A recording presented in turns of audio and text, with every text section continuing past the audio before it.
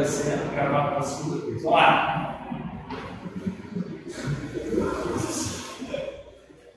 Galera, então vamos lá. Immanuel Kant, beleza. O que interessa para a gente, teoria do conhecimento? Se liga aqui, ó. Olha aqui, ó. Teoria do conhecimento é a parte da filosofia que estudou conhecimento. Certo ou não? Então, teoria do conhecimento é a parte da filosofia que estuda o que a gente pode e o que a gente não pode conhecer.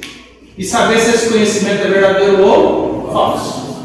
Nós vamos usar a teoria do conhecimento kantiana. Ei, nós já estudamos a teoria do conhecimento cartesiana, a teoria do conhecimento newtoniana, e agora vamos estudar a teoria do conhecimento kantiana. Tá bom. Acontece que a teoria do conhecimento do Descartes recebeu o nome de inatismo.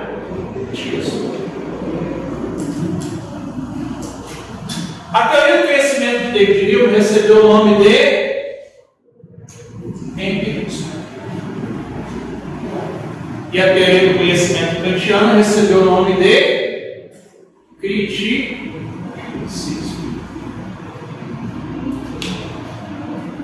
Presta atenção nesse desenho aqui, ó. Poxa, lá a matéria do primeiro ano. Quantas formas de conhecer o homem possui? Quantas? Quantas? Pô, fala comigo, quantas? Formas de conhecer o homem possui? Duas. Razão, que é a minha capacidade de pensar, e os sentidos, que é a minha capacidade de sentir. O René Descartes faz a análise dessa mente humana, desse ato de conhecer, e a sua teoria recebe o nome de natismo, porque ele foca a razão. A teoria do David Hume recebe o nome de empirismo, porque ele foca os sentidos. E a teoria kantiana recebe o nome de criticismo. Mas por que isso? Porque a gente já viu. Perceba que Descartes aqui, ó, 1596, depois veio o David Hume em 1711, depois veio o Immanuel Kant em 1724. Então eu tenho uma tese 1, uma tese 2, uma tese 3.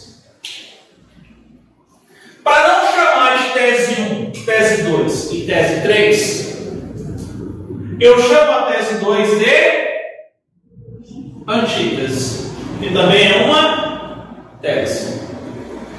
E eu chamo a tese 3 de síntese, que também é uma tese.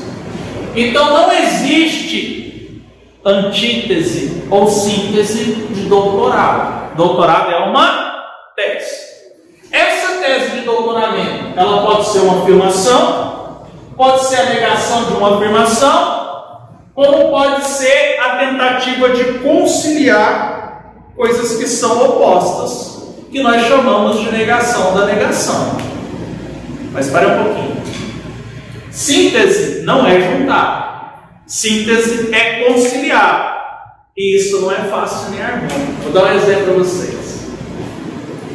Quem aqui tem pais separados, vai para uma audiência judicial, você tem posições antagônicas e ali você vai ter uma audiência de conciliação.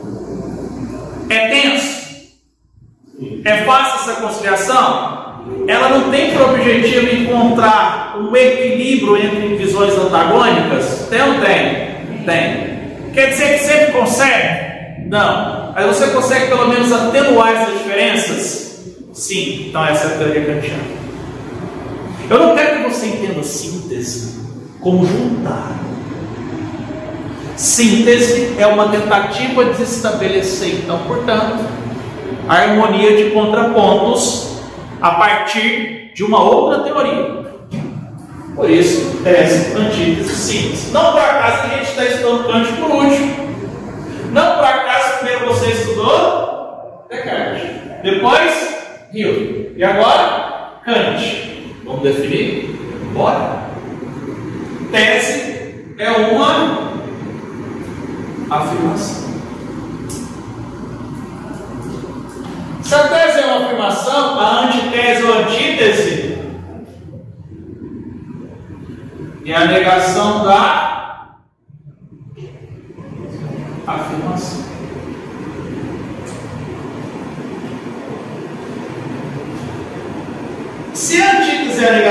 afirmação, a síntese não pode ser a negação da afirmação, porque senão é uma antítese também. Então, se a antítese nega a tese, a síntese tem que negar a antítese. Então é a negação da negação. Essa é a definição de tese, antítese e síntese. Não por acaso tem aqui a definição, que também é a explicação para evitar qualquer problema. Que bacana! Ei, olha esse símbolo aqui, ó. Contrário, essa setinha significa contrário, estou inventando. O contrário de tese é antítese, o contrário de antítese é tese. A conciliação entre ambas é a síntese. Então aqui eu tenho um movimento ontológico. Esse aqui, ó. Seria assim, ó. Seria assim, ó. Ou seja, as teorias, elas vão que se tornando mais precisas a partir desse jogo de afirmação, negação e negação da negação. Se isso aqui é uma ordem cronológica, eu estou considerando o tempo. Isso aqui não é uma ordem cronológica. Eu pego uma tese, pego uma antítese, pego uma síntese. Isso aqui é uma ordem ontológica. Ei, para facilitar a sua vida, olha aqui, ó. Ontologia é uma forma de pensar o ser independente do tempo. O tempo me ajuda a entender a origem da teoria. Mas eu não preciso saber da origem da teoria após conhecer essas teorias para dizer o que é tese, o que é antítese, o que é síntese. Então, onto significa ser. Onto significa ser. E que ser que eu estou estudando aqui? Teoria do conhecimento. Tá bom. Poxa, agora ficou fácil, né? Eu tenho a teoria do conhecimento cartesiano, a teoria do conhecimento newtoniano, a teoria do conhecimento de Kant. Olha para mim, sem decorar. A teoria do conhecimento de Kant é a tentativa de sintetizar o inatismo cartesiano, o empirismo newtoniano e uma teoria que ficou conhecida como criticismo. Bom, agora ficou fácil. Tá bom. Aí alguém faz a seguinte pergunta: Juliano, por que criticismo? Excelente pergunta que você fez. Por que criticismo? Porque a teoria ficou conhecida como criticismo. Preste atenção no nome dessas obras aqui: Crítica da razão pura, Crítica da razão prática e Crítica do juízo. Tá bom. Depois vocês conferem as datas aí para ver se eu acertei. Tá? Porque de cabeça é meio complicado. Depois conferem e falam. Crítica da razão pura, Crítica da razão prática e Crítica do juízo. Olha para mim. Qual que é a palavra que está escrita aqui? Crítica. Qual que é a palavra que está escrita aqui? Crítica. Qual que é a palavra que está escrita aqui? Crítica.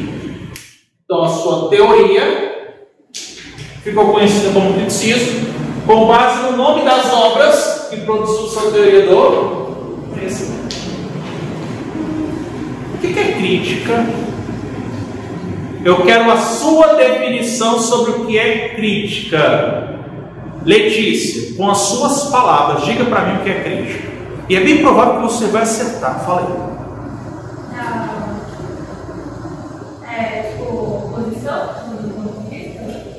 Não necessariamente é uma oposição, mas é alguma coisa, essa definição está parcialmente correta. Mais alguém quer tentar? Ninguém quer tentar? Alexandre, quer tentar? É o que você faz com o Marcos o tempo todo.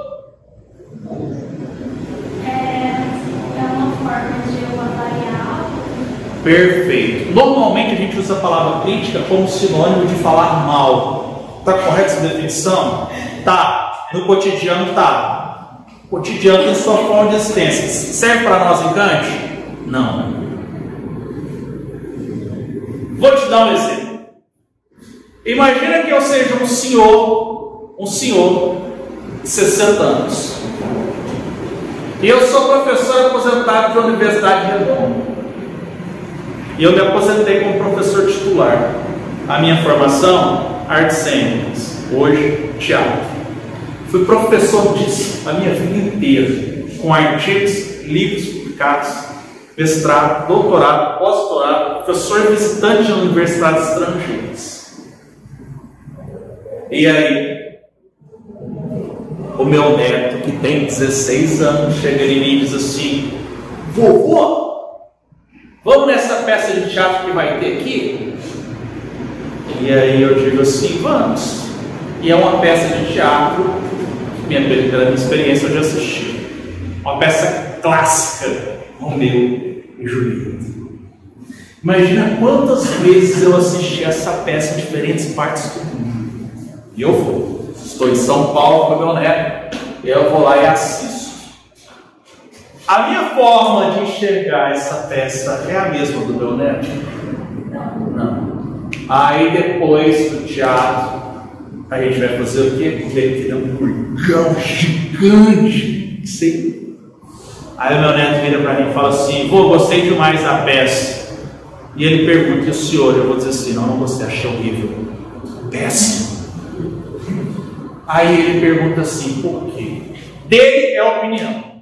A explicação do avô é crítica. Então, crítica é a minha capacidade de avaliar alguma coisa com base em uma bagagem de conhecimento. E aí, como eu sou escritor, no outro dia eu faço uma coluna no jornal, criticando essa peça de teatro. Iluminação, som, atores, adaptação, cenário. Isso é crítica. Só que eu sou um crítico do teatro. O Kant é um crítico da razão. Kant é um crítico da razão. Kant é um crítico da razão. Se o vozão aqui é crítico de teatro, o Kant é um crítico da razão. Ou seja, ele vai avaliar os limites e capacidades da razão humana no ato de conhecer. Então, a obra crítica da razão pura é uma obra kantiana em que ele analisa a capacidade dessa razão no ato de conhecer. É isso. É por isso que ele é conhecido como criticista, porque ele submete essa razão a uma análise, e essa análise vai produzir a sua teoria do conhecimento, e aí isso dá-se o nome de criticismo. Então, sem decorar, olha aqui para mim, eu te falei. Criticismo é uma forma, então, do que? De analisar alguma coisa. No caso de Kant, a razão. Para conhecer os seus limites, as suas capacidades. Beleza? E a vida do Kant? Kant é um iluminista? É ou não? É. Ele é iluminista do quê? Alemão. Ele nasceu numa cidadezinha chamada Königsberg, na Alemanha. E se eu te disser que ele nunca saiu de Königsberg? Você já imaginou você nascer, crescer e ficar numa cidade a vida inteira? Século XVIII, século das ruas, o valor da razão está bombando. E aí o Kant, ele é leitor, adivinha de quem? De Jean-Jacques Rousseau. Mas você sabe qual escritor que o Kant adora? Que o Kant cita nas obras? Que o Kant fala desse escritor? David Hume. Para quem não sabe, David Hume e Jean-Jacques Rousseau são amigos pessoais. Que eram amigos pessoais do Adam Smith. Mas como o Kant não saía de lá, o que ele fazia? Ele lia essas obras. E aí ele produz uma obra chamada Fundamentação da Metafísica dos Costumes, onde ele fala da autonomia, e cria o conceito de deontologia, que vai ser usado no direito. Porque deontologia é a noção de dever, e vai começar a ser o que nós chamamos de direitos fundamentais. E o primeiro teórico a pensar a questão dos direitos dentro da filosofia, da forma como nós conhecemos hoje, é o Jean-Jacques Rousseau. Kant está empolgadíssimo com essa parte. E aí ele vai produzir a sua teoria. Existem várias histórias sobre o Kant. Vai saber se essas histórias são corretas, mas tem uma que é muito interessante que a gente discute na época da universidade. Kant era um cara tão organizado para as coisas dele que ele tinha horário para tudo. E ele fazia caminhada. E ele não gostava de suar. Então ele andava devagar. O momento em que ele passava pela praça do século XVIII era o momento que acertava o relógio da praça. Imagina, relógio antigo, atrasado. Então quando o Kant passava, eles viam se o relógio estava no horário ou não. Isso era Kant. Kant era filósofo, físico, matemático, foi professor de física newtoniana. Ele ocupava essa cadeira na Universidade de Königsberg. E aí ele vai produzir várias formas de conhecimento. E essa aqui é, sem dúvida nenhuma, ao lado da ética, as mais influentes práticas. Dúvidas até aí? Fechou? Então vamos dar continuidade. Pausa aí para mim, por favor.